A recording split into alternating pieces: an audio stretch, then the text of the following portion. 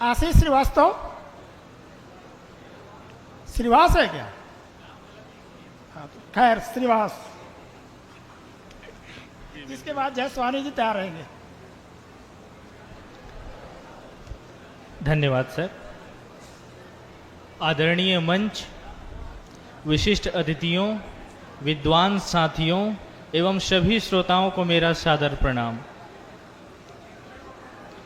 वर्तमान समय में साहित्य की भूमिका केवल सौंदर्य बोध या मनोरंजन तक सीमित नहीं रह गई है। अब साहित्य समाज की विसंगतियों को उजागर करने वाले, वंचित वर्गों को आवाज देने वाले और चेतना का निर्माण करने का एक सशक्त माध्यम बन चुका है। इसी क्रम में हिंदी तथा भारतीय क्षेत्रीय साहित्य में उभरता हुआ विकलांग विमर्श हमारे सोच और दृष्टिकोण को नए आयाम दे रहा है। परंपरागत दृष्टिकोण में विकलांगता को व्यक्तिगत कमी, भाग्य की विडंबना या दया के पात्र के रूप में देखा गया। विकलांग पात्र या तो करुणा जगाने वाले होते थे या हास्य का साधन। यह दृष्टिकोण मुख्यतः चिकित्सा मॉडल पर आधारित था, जिसमें विकलांगता को शारीरिक या मानसिक समस्या मानकर उसका समाधान सिर्फ उपचार में देखा जाता था। लेकिन जैसे जैसे समाज में संवेदनशीलता और अधिकार चेतना बढ़ी, एक नया दृष्टिकोण उभरा, सामाजिक राजनैतिक मॉडल। इस मॉडल के अनुसार विकलांगता व्यक्ति की कमजोरी नहीं, बल्कि समाज की उन बाधाओं का परिणाम है जो विकलांग व्यक्ति को मुख्य धारा से अलग करती है। इसमें सार्वजनिक स्थानों की पहुंच में कमी, भेदभाव, शिक्षा और रोजगार में बाधाएं शामिल हैं। इस परिवर्तन का प्रभाव साहित्य पर भी पड़ा। अब विकलांग पात्र केवल साइड कैरेक्टर नहीं, बल्कि जटिल, बहुआयामी और संघर्षशील किरदारों के रूप में सामने आने लगे हैं। अब वो केवल करुणा के पात्र नहीं, बल्कि अपने अधिकारों के लिए संघर्ष करते हुए आत्मगौरव के साथ जीने वाले इंसान के रूप में परिणित हैं। 2016 का विकलांग जन अधिकार अधिनियम RPWD एक्ट इस परिवर्तन का एक प्रमुख आधार है। इस अधिनियम ने विकलांगता की परिभाषा को 7 से बढ़ाकर 21 श्रेणियों तक विस्तार किया और उचित व्यवस्था को एक मौलिक अधिकार घोषित किया।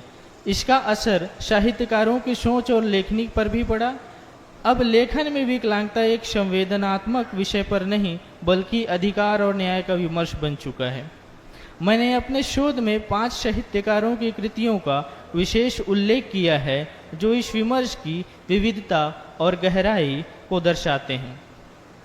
डॉक्टर विनय कुमार पाठक की पुस्तक विकलांग विमर्श, दिशा और दशा इस क्षेत्र में एक संदर्भ ग्रंथ है, जो विभिन्न प्रकार की विकलांगताओं, सामाजिक बाधाओं और कानूनी उपायों का समेकित विश्लेषण करती है। अनीता घाई, जो स्वयं एक विकलांग के रूप में गुजरी, विकलांगता के अनुभव से गुजरी, अपनी कृति रीथिंकिंग डिसेबिलिटी इन इंडिया में विकलांगता को लिंग, जाति और धार्मिक संरचनाओं के संदर्भ में विश्लेषित करती हैं। वे इसे सामाजिक न्याय का प्रश्न बनाती हैं।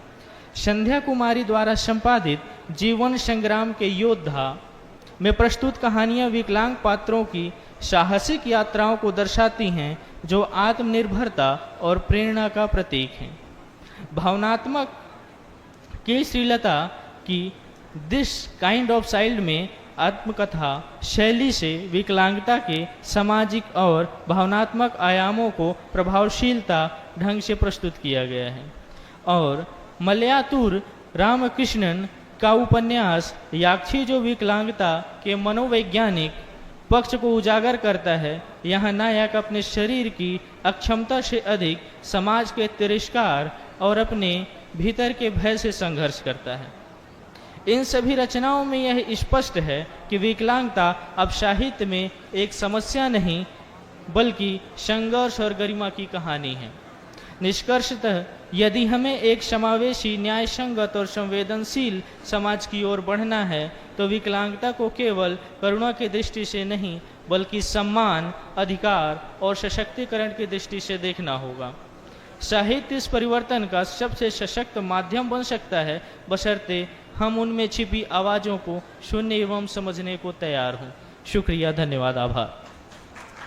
धन्यवाद श्रीवास।